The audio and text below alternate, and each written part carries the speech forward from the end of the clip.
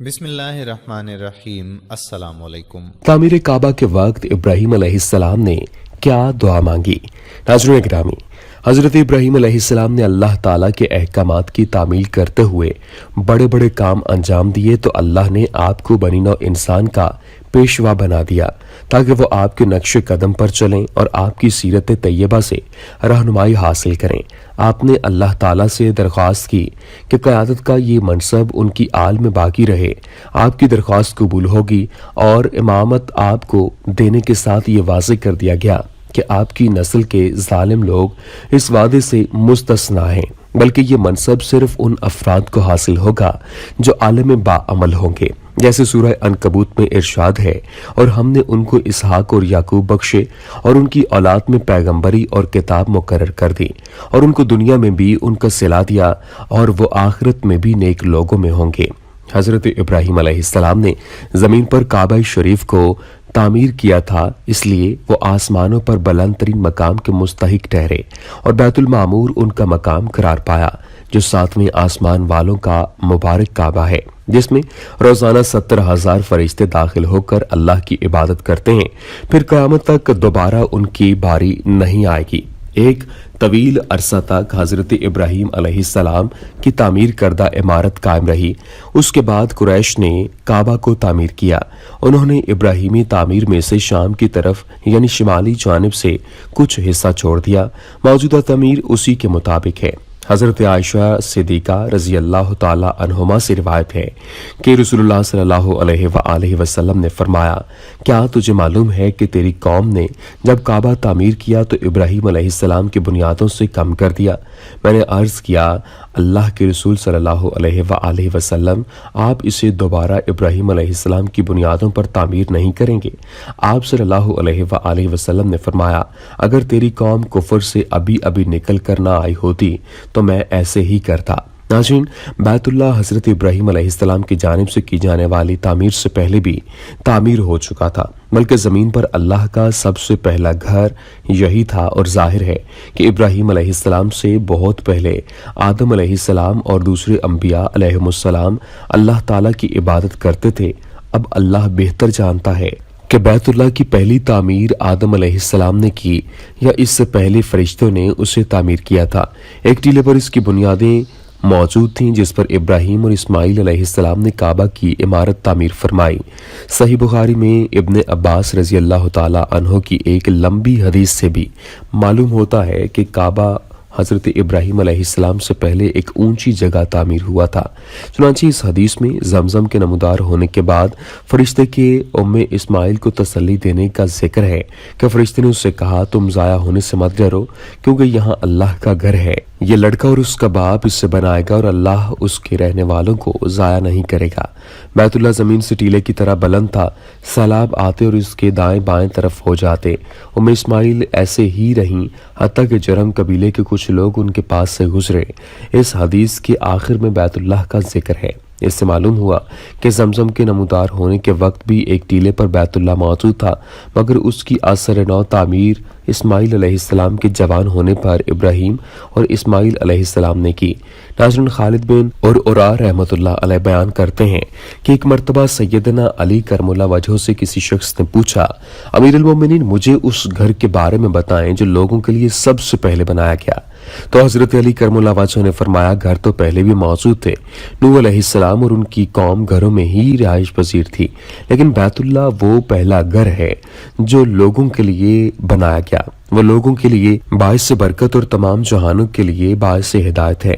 وہ کہنے لگے، مجھے اس کی تعمیر کے بارے میں آگاہ فرمائیں۔ آپ رضی اللہ تعالیٰ عنہ نے فرمایا، اللہ تعالیٰ نے سیدنا ابراہیم علیہ السلام کی طرف وحی کی کہ میرے لیے گھر تعمیر کریں، جس سے حضرت ابراہیم علیہ السلام کا دل پریشان ہو گیا تو اللہ تعالیٰ نے ایک ہوا بھیجی جسے سکینت اور خجوج یعنی تیز ہوا کا جھونکا کہا جاتا ہے۔ اللہ تعالیٰ نے ابراہیم علیہ السلام کی طرف وحی بھیجی کہ جب وہ چلے تو اس کے ساتھ چلو، اور جب وہ آرام کرے تو آپ بھی آرام کرو۔ تو وہ ہوا چلتے چلتے بیت اللہ کی جگہ پر پہنچ گئی اور اس نے اس جگہ ڈھال کی طرح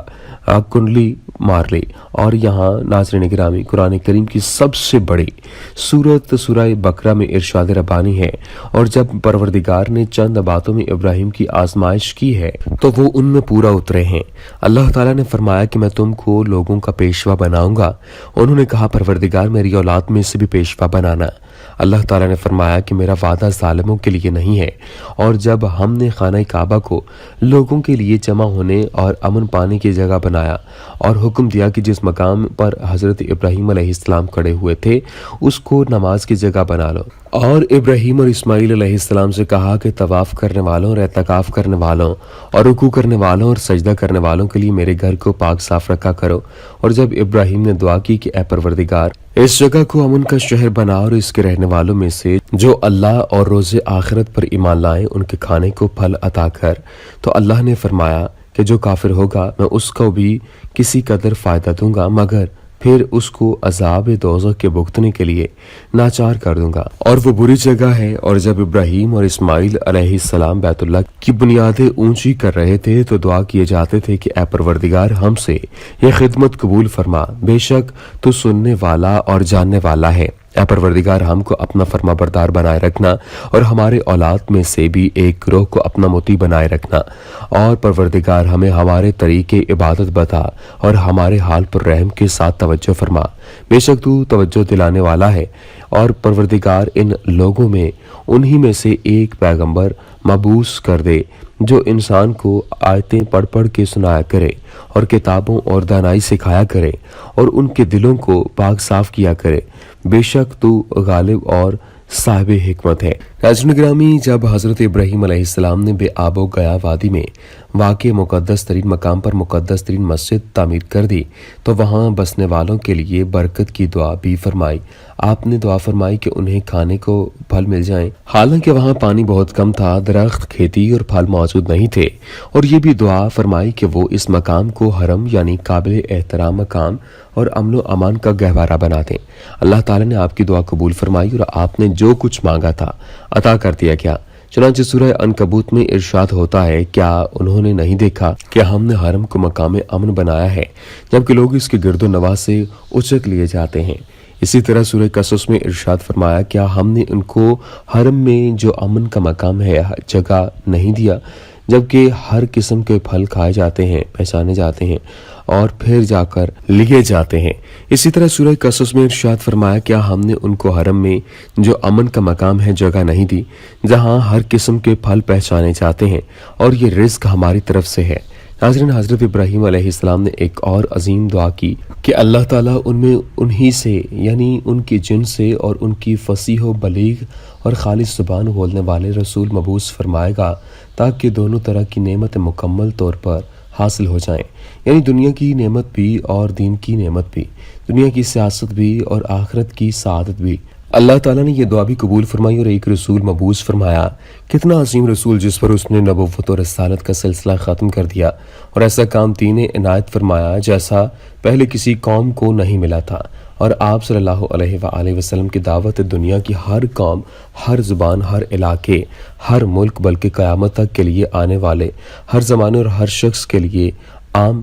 فرماتی ہے، اور یہ چیز بھی رسول اللہ صلی اللہ علیہ وآلہ وسلم کے ایک خصوصی شرف ہے جو کسی اور نبی کی حاصل نہیں ہوتی ہیں۔ آپ صلی اللہ علیہ وآلہ وسلم کریمانہ اخلاق کے حامل، امت کے لیے کامل شفقت و رحمت کے جذبات رکھنے والے معزز خاندان کے فرزند اور افضل ترین شہر کے